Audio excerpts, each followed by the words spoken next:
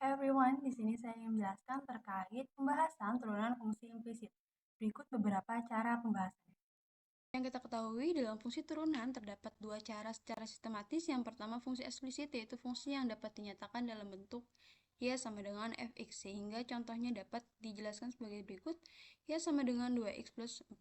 Sementara fungsi yang tidak dapat dinyatakan dalam bentuk tersebut, y sama dengan fx, dapat dituliskan sebagai fungsi implisit, yaitu fungsi yang dapat dinyatakan dalam bentuk f dalam kurung x, y sama dengan 0.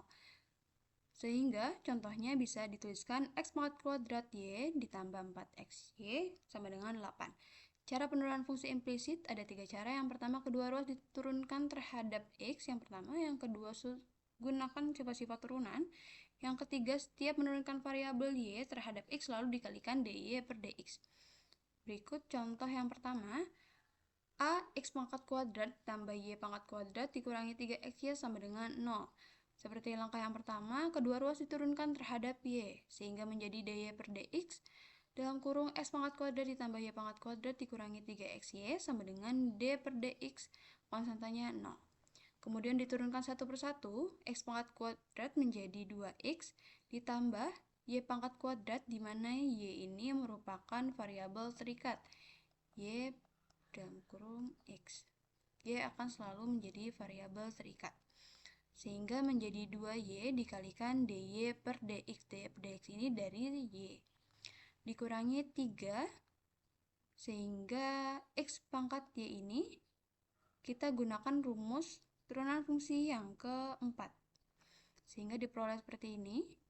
U nya merupakan x, v nya merupakan y, u aksennya sama dengan 1, x menggunakan rumus yang ini. Kemudian f sama dengan y, f aksennya yaitu dy per dx, sehingga menjadi minus 3 dalam kurung y ditambah x dikali dy per dx sama dengan 0.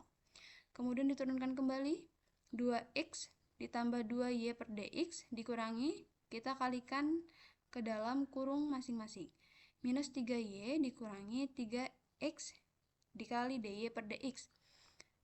Kemudian kita kelompokkan menjadi dy per dx dan yang tanpa dy per dx. Menjadi dy per dx dikurangi 2y dikurangi 3x sama dengan minus 2x ditambah 3y. Yang ini diturunkan ruasnya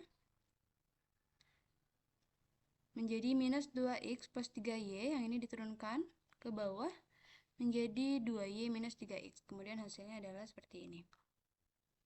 Contoh yang kedua, yaitu x pangkat 3 ditambah x y pangkat 3 sama dengan 0. Kita turunkan lagi terhadap x menjadi d per dx dalam kurung 3x pangkat y ditambah xy pangkat 3 sama dengan d per dx 0. Kemudian kita turunkan masing-masing menggunakan rumus yang keempat. U-nya yaitu x pangkat 3, V-nya y. Kemudian yang ini U-nya sama dengan x, V-nya sama dengan y pangkat 3, U aksennya 1, V aksennya 3y. Kita turunkan menjadi x pangkat 3 menjadi 3xy ditambah x pangkat 3 dikali V aksen sama dengan x pangkat 3 dikali 1, x pangkat 3 dy dx ditambah y pangkat 3 ditambah 3y dikalikan dy dx sama dengan 0. Perlu diingat, y merupakan variabel terikat, jadi akan selalu dikalikan dy per dx. Setiap turunan variabel y terhadap x selalu dikalikan dy per dx. Kemudian x pangkat 3 dy dx ditambah 3x y dikalikan dy per dx ditambahkan 3xy ditambahkan y pangkat 3.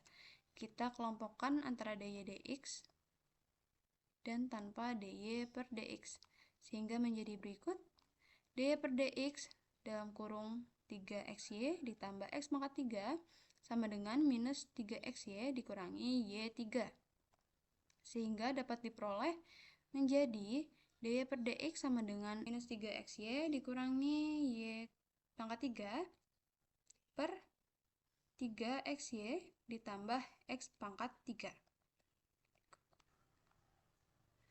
Jadi langkah-langkah penurunannya yang pertama dikalikan terhadap luas, kemudian menggunakan sifat-sifat turunan antara per variabel dan konstantanya, kemudian setiap menurunkan variabel y terhadap x selalu dikalikan dy per dx, karena variabel y akan selalu menjadi variabel terikat terhadap x.